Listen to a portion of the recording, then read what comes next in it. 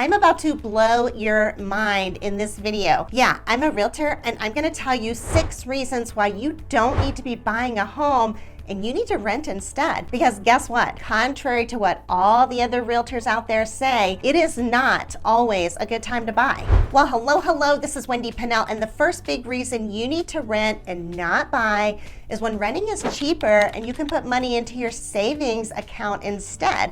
For example, if it costs $2,500 a month to buy a house, but you can rent a similar house for $1,800 a month, keep renting and put that money in savings to buy later. I ran a few scenarios with market analysis to show you exactly what I'm talking about. The first scenario is based on a leased home in the Sutton Fields community in Salina. This home is renting for $2,800 a month.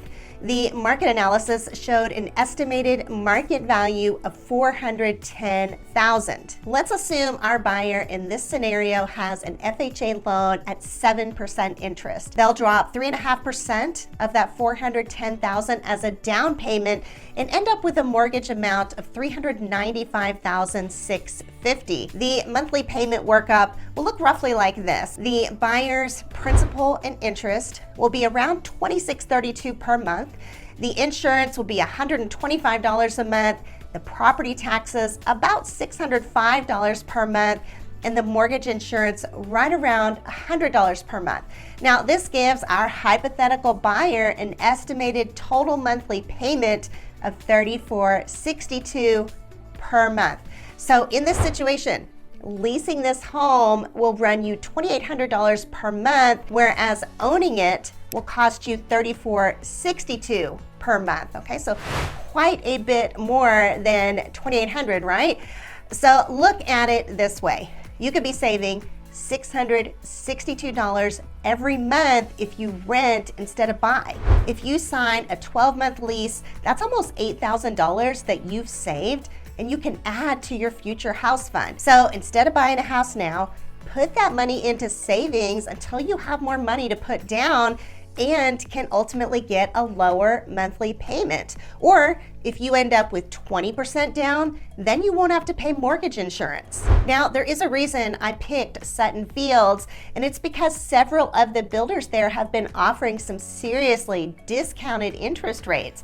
For example, D.R. Horton is offering the same house I mentioned above at a 4% interest rate. All right, let's run through our scenario again with the change in interest rate. Now, this time, our principal and interest is only $1,889 per month. And when you add in all the other parts of your house payment, now it totals up to $2,719 per month.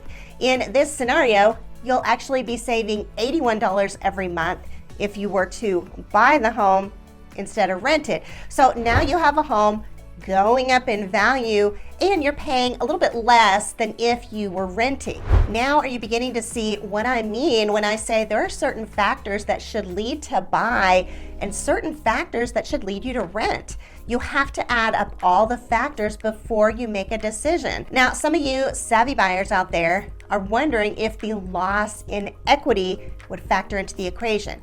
You know, so I hear you.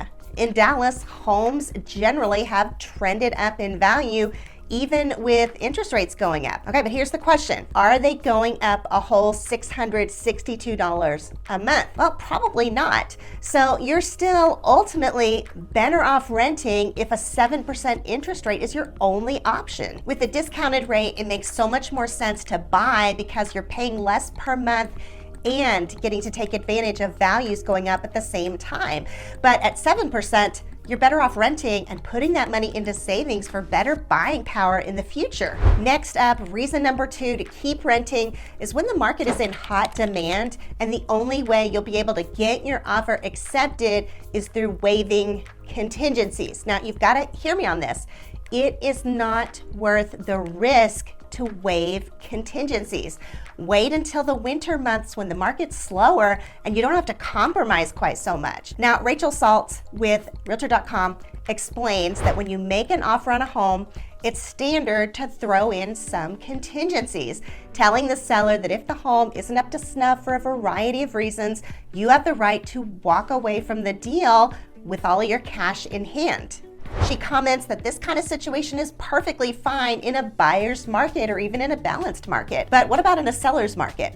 Well, Stoltz explains how in a competitive climate where sellers have the upper hand, buyers increasingly waive those contingencies or protections in order to speed the deal through to closing. If you've never bought a home before, let's talk about a couple of those contingencies. The option period contingency, according to Stoltz, is the right to get a professional, full home inspection and flee into the night if new and horrifying info comes to light. Without a licensed inspector viewing the property, you can only guess what might be potentially wrong with the home now or 10 years down the line. You definitely don't want to get stuck here. By waiving this contingency, you lose the right to make any requests for additional repairs or to run away before the deal closes. I mean, this is scary stuff, people. Like Stoltz says, nobody wants to be stuck in a money pit. You simply can't fight the fact that if you waive an inspection period, there are things you will not find with the naked eye. There are always going to be things inspectors find that you won't notice during a showing. Like, here are some examples: previous flood damage, electrical panels that are at risk of catching fire, bad wiring, and termites or termite damage. I mean, those are all things that have come up during inspections. Nothing you want to find out about for the first time once you've already closed on the home. All right, but let's talk about another type of contingency. An appraisal contingency is when a buyer says the home must appraise for a certain price, usually the purchase price. So why is this contingency important? Well, according to Realtor.com, sometimes the market, okay, that is the price a buyer and seller agree to, isn't the same number as what an appraiser thinks it's worth. If this is the case, will the seller lower his price, or will the buyer have to make up the difference? That's what the appraisal contingency governs, and that's why it's important. A market in which you can't get an offer accepted without waiving one or both of these contingencies is not one that you want to buy into. Okay, when interest rates were super low in Dallas, this is exactly what the market was like. Even with a 20% down payment and an above list price offer, you still had to offer aggressively and waive contingencies if you wanted any hope of your offer being accepted. Okay, moving on. Another reason renting makes sense is when you're moving in a year. Now, this one is pretty simple. I mean, yes, Dallas homes have generally been trending upward, but it costs money to sell, and you won't build enough equity that fast for it to be worth it. NerdWallet discusses the average cost to sell a home, saying that in addition to what's needed to pay off your mortgage, it's common to spend about 10 to 15% of the home price in selling costs. They continue saying that the commission is likely the biggest expense you'll pay. So when interviewing listing agents, ask specifically what they charge.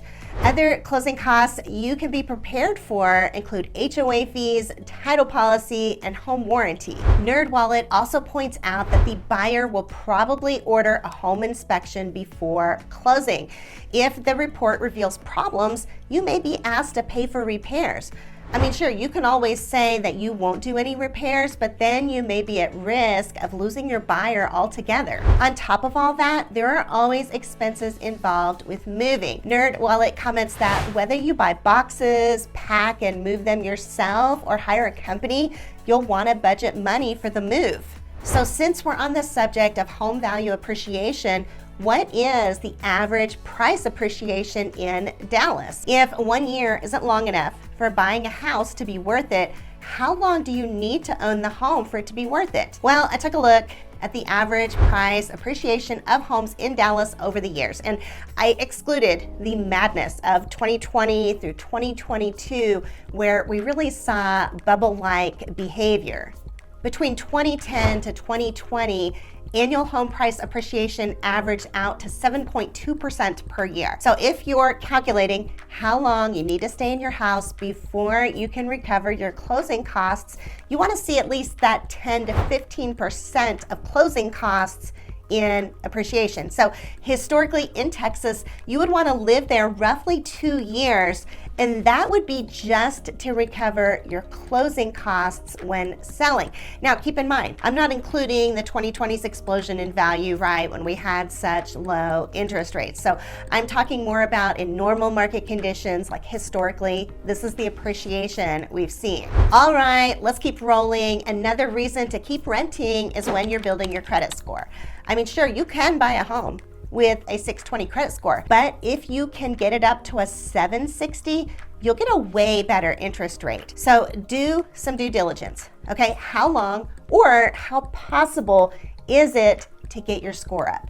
If it is very doable, go ahead and do whatever you can to get that score up. Better Money Habits gives an excellent example of this. In their article, they write, let's say, for example, you plan to get a 30-year fixed rate mortgage for $300,000.